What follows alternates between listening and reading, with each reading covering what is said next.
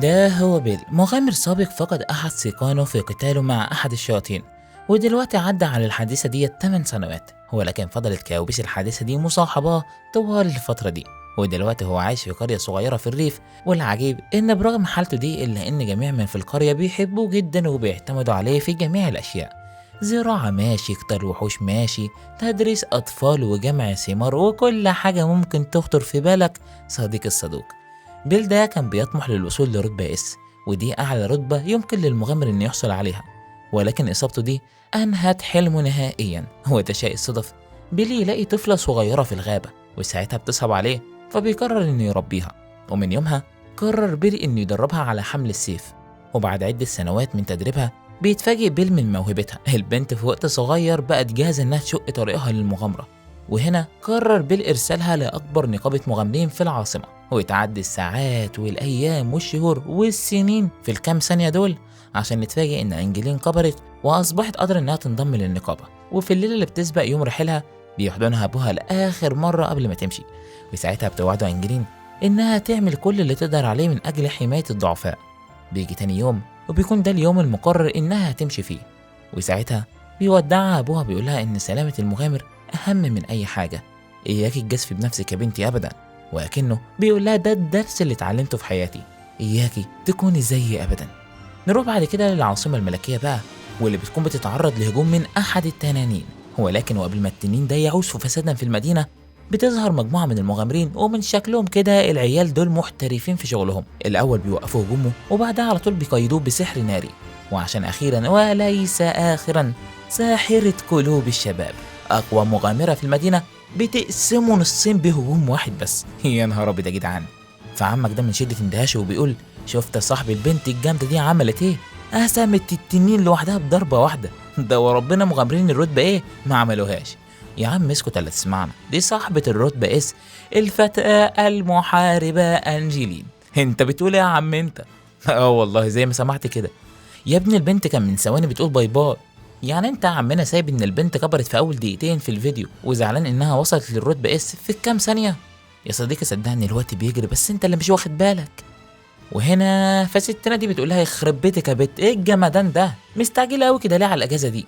فقالت لها ان واخيرا هتقدر تشوف ابوها بعد 5 سنين. يا نهار ابيض يا جدعان، ايتها العاقه، ابوك من 5 سنين ما شفتوش؟ يا مجرمه. لا يا ست انا احسن منك وهروح ابص عليه. ما جالكش فضول تشوف ابوها ده بقى عامل ازاي؟ اهو هو اللي هناك ده عمال شغال للناس ببلاش ليل ونهار زي الحمار. والله محتاج واحد زيك يا عم بيلي يشتغل ببلاش معايا. فساعتها بيجي الشاب ده وبيقول له انت بتعمل ايه يا عم بيلي هنا يا عم؟ ده انا ابويا قلب عليك الدنيا، تعال شوف هو عاوز ايه. ولما بيروح عم بيلي يشوف ايه بيلاقيه جايب له رساله من انجلين بتقول له فيها انها هتاخد اجازه مطوله عشان تشوفه اخيرا بعد ال5 سنين. فساعتها الحاج ده بيقول له ها ابسط يا عم، هتشوف بنتك اخيرا اهو. ده انا سمعت حتى انها وصلت للرتبه اس. قسما بالله انا برك ده يا جدع انت وابوك ما جاي البر. وهنا يا صديقي بنعرف انها ما كانتش عاقه ولا حاجه، كل الحكايه انها كانت على قد ما كانت بتقدر تعمل بوعد ووصيه ابوها في حمايه الضعفاء. الا ان الوحوش في الفتره دي كانوا بيتزايدون بكثره، ومش كده وبس، ده حتى قوه الوحوش بقت في مستوى تاني تماما. وبرغم كل ده طوال فتره ال5 سنين دول انجلين بعتت له الكم الهائل ده من الرسائل. وفي تلك الاثناء بقى بتكون انجلين بتجهز امتعتها للسفر، فبتقول للبنتين اللي معاها دول انتوا متاكدين انكم مش هتيجوا معايا؟ فقالت لها نسا انهم مضطرين انهم يفضلوا هنا كشرط لذهاب انجلين، لان الموضوع ما كانش بالسهوله اللي انت بتظنها دي. اصدقائها في الفريق مضطرين انهم ينضموا لمجموعه مؤقته لتعويض غياب انجلين، وده كشرط لذهابها نظرا لارتفاع عدد الوحوش المستمر. ويا فرحه ما كمل الصديق الصدوق، بيجي لها رئيس النقابه بيقول لها ان ظهر سرب كامل من النمل العملاق، وزياده على ده الملكه موجوده في نفس المكان في مدينه استورنس. ويا دوب خلص كلامه ما لقاش الا الباب في وشه، وقالت له انجلين بعصبيه انها خدت بالفعل اجازه مسبقا. ولكن ساعتها بيترجاها وبيقول لها ان في اشخاص ماتوا، ساعديهم ارجوكي. لعب لها على الوتر الحساس. وصاحبتها كمان بتقول لها احنا لو ما رحناش ستهلك استيرنوس. وهنا وضعوها في الامر الواقع. ويا الحبيب عينك ما تشوفها الا مئات من النمل. البنت استشاطت غضبا وحلفلت بيتهم عن بقره ابيهم. وبعد مده من قتالها مع النمل وصلت اخيرا للملكه، وفي ثواني معدوده البنت خلصت عليهم. وفي تلك الأثناء بتكون أنجلين بعتت رسالة لبيل بتقول له فيها سبب تأخر مجيئها، واللي بتكون بقى في الوقت ده أصلا في الطريق ليه، وبيتضح إنها أصلا في مهمة لحراسة بضاعة التاجرة دي، حتى وهي مروحة يا كفرة مش سايبينها في حالها. وكلام بيفتح كلام، بتسألها البنت دي عن أبوها، فقالت لها إنه كان مغامر قوي جدا، ده حتى كان بيلقب بالغول الأحمر بليجريف. وفي وسط حوار الوحوش ده بنلاقي أحصنة بتهرب، وبنسمع صوت صراخ أحد الجنود، وبيتضح بقى إن مجموعة من اللصوص بتهجم على رجل وفتاة لوحدهم. وساعتها صديق الصدوق هو كالعادة أنجلين بتتدخل، البنت حرفيا اتلبست عليهم، فصاحبنا ده وقع في المحظور وقال لها ها انت مش شايفة عددنا ده ولا ايه؟ وودنك ما تسمع غير صرخات المجرمين في كل مكان. وبعدها بثواني بنلاقي أنجلين جايبة البنت وطلع. هو تخيل بقى إن البنت دي اسمها سيرين ابنة أحد النبلاء الكونت بورودورو، واللي بيكون في الواقع مريض وحالته حرجة جدا وعلى فراش الموت.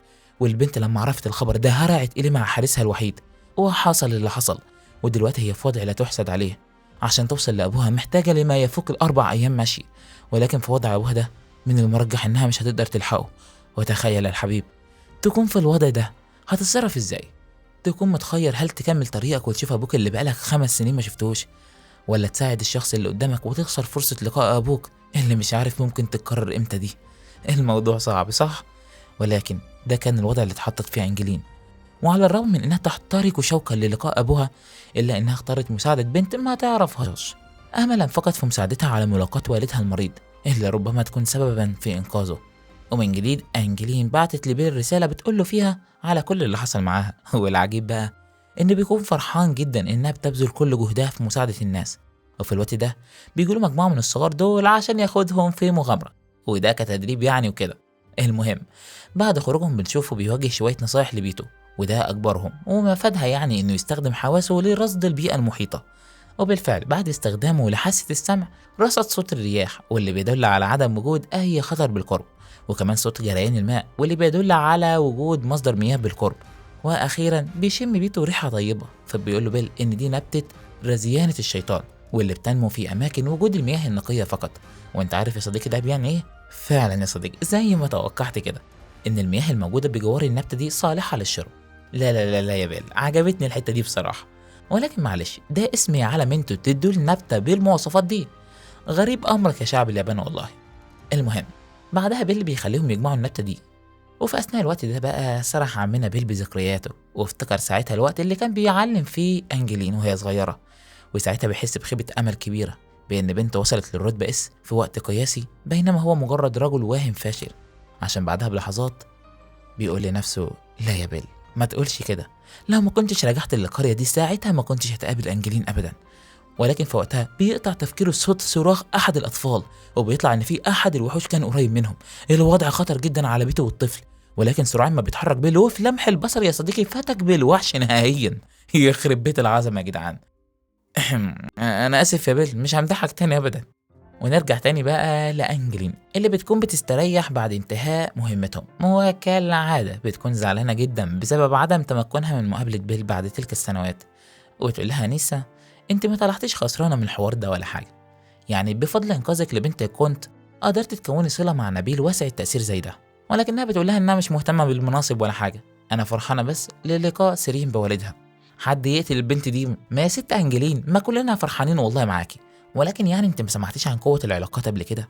ولكن يا صديقي يحزنني ان اقول لك ان طوال فترة تفاخر أنجلين بوالدها قدام اصدقائها بتكتشف حالا انهم ترعرعوا في احد المياتم. بتنصدم أنجلين من الخبر، فقالت لهم انها كمان كانت طفلة مهجورة، ولكن ربنا انعم عليها بان بيل وجدها في الجبال. العيال هي كمان بتنصدم، وده لان بقالهم مدة كبيرة مع بعض الا انهم ما يعرفوش اي حاجة عن بعض بتاتا. وانتوا بقى مش تايهين عن رغي البنات اللي ما بيخلصش ده. وفي المساء بقى يا صديقي الصدوق بتبعت أنجلين رسالة لوالدها، ولكن المرة دي بتقول له فيها عن أصدقائها وعن إزاي كانت مترددة في البداية لتكوين مجموعة، ولكن سرعان ما تغير رأيها بعد انضمام أنيسة، ودي الأكبر سنا بينهم، شخصية جادة جدا ورامية أسهم عبقرية، بس أنت ارميها بس في وسط أي مفاوضات هتطلعك كسبان بالثلث. وأما دي فاسمها مريم، أكبر من أنجلين بعام، ساحرة الفريق ومتخصصة في سحر الصواعق، فبلاش تيجي على سكتها يا صديقي عشان ما تتكهربش. وفي الختام بتقول له انها كانت بتفضل الكلام معاه شخصيا، الا ان الظروف في كل مره بتمنعها، وساعتها بتعبر له عن مدى اشتياقها الشديد ليه، فهل يا صديقي هتتمكن أنجلين من لقاء والدها اللي ما شافتهوش طوال ال5 سنين دول؟ ولكن أظن لا بصراحة بعد الوضع اللي شفته ده. أنت رأيك إيه؟ الحاجة التانية، لو كنت عاوزني أكمل في الأنمي ده فرزعنا الله كلمتين عشان أعرف كام واحد فيكم عاوزني أكمله. أما لو ما كنتش موافق فادينا أنمي على كيفك يا عم اللي خصهولك لأجل عيونك دول. هو بس كده. كان معاكم محمد سالم، ودمتم في رعاية الله.